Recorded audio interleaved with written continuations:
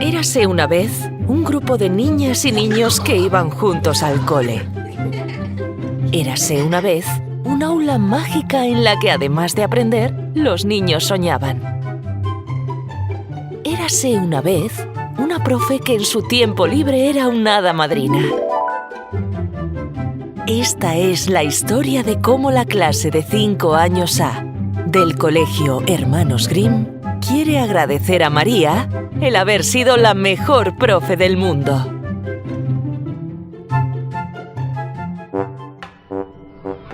Hola, Luna. Perdona que te molestemos. Solo venimos a pedirte un favor. Dijo Nora. Tenemos que hacerle un regalo a nuestra profe y necesitamos tu ayuda. Explicó Nikolai. ¿Qué puedo hacer yo por vosotros? El regalo perfecto que querían llevarle. Habíamos pensado que podría gustarle uno de esos pastelillos ricos que le llevas a tu abuelita.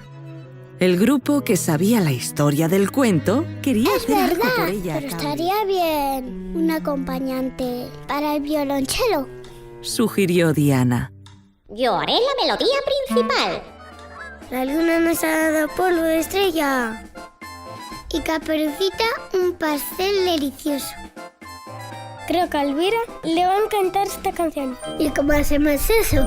¿Tenemos que empezar otra vez desde el principio? No hace falta. Se me acaba de ocurrir una idea.